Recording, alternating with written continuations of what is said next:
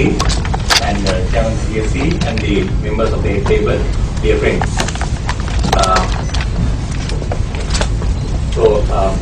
To begin with my presentation, let me explain a few things. Among others, basically, in my presentation, I try to explain the objective of the nation's capital market regulation. So, most of the time, we understand that public, media, and even sometimes the SEC and CSE could not understand the big picture, not all the time, sometimes. Therefore, our orientation, our main focus missed some of the time. So, in order to understand the capital market objectives very clearly, so I would like to explain these four. The foremost, the most important objective for me is the first one, that is creation and maintenance of a market in which securities can be issued and traded in an orderly and fair manner. So here we have to have a market. In order to create this market and to maintain this market, we have a great job. So I think for this we have several rules, regulations, laws behind this. In addition, we have the Companies Act and some other legislation, rules in order to achieve this objective. At the same time, I must say the creation part, maintenance, of course, after creation. So, in order to create this market, we have to have the development angle as well. So, therefore, basically, we have to balance both regulation aspect as well as the development aspect as well. So, second objective is the protection of the interest of investors. Most of the time, investors, looking at their own perspective, they will be more interested towards the second objective. But we have to have the first one and the second one. Thirdly, we have to think about operation of a compensation fund. Compensation fund in order to face lot of issues if there is any licensed broker or licensed dealer being found incapable of meeting their contractual obligation. And thirdly, the regulation of the securities market and to ensure that the professional standards are maintained.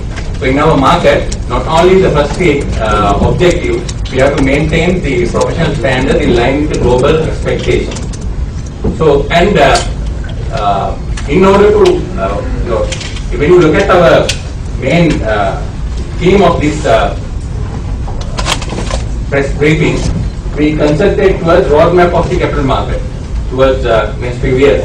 Now, in order to achieve this objective, definitely we need to have the support of not only SEC and SEC staff, we need all the stakeholders. So you can see, we have to deal with all the stakeholders, including media.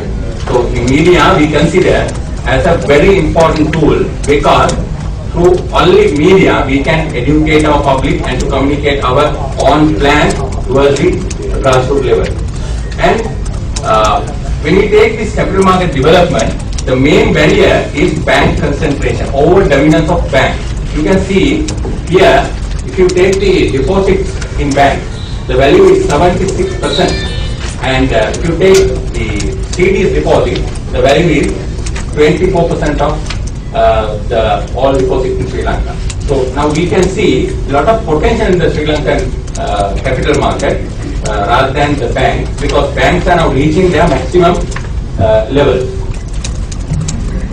Now this is an snapshot of a longer period from 1985 to 2012. You can see from 1985 to 2009, the ASPI, our main index, gained only 1,400 points.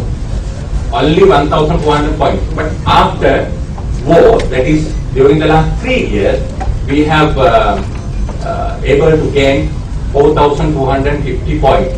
So as far as this the longer period is concerned, last 3 years gave us, even though it's a riskier situation, but it gave a higher return for the investors. And you can see very clearly same graph, but we have identified 3-year window from 2000. 2000 to 2003, the return is 137%, and 2003 to 2006, 156, and the next 24%. Last 3 years, we received 63%. So sometimes people are talking about just 2 months, 3 months, 2 week, 2-day windows. Actually, in the market, in the capital market, we are talking about long-term investment, and we have to talk about long-term returns. So short-term fluctuation can indicate something, but in the long run, you can normalize these unwanted fluctuations. So we have to bear these things in our mind. So as far as the investments are concerned, they are in the long run. And this gives you overview of last 20 years, 28 years. The first row, 1985 to 2012, capital market, Sri Lankan capital market gave a return of 26.53% compared to 14.46 monthly treasury bill yield. Then that means we have the equity risk premium of 12.7 for the last 28 years. If you take the last 11 years, the return component is 32.82%, and compared to 12.1% treasury bill yield, you gain a premium of 20.81. And finally, last 4 years, including 2009, the return rate is 53.10. That means compared to treasury bill, it is 40.52% premium. And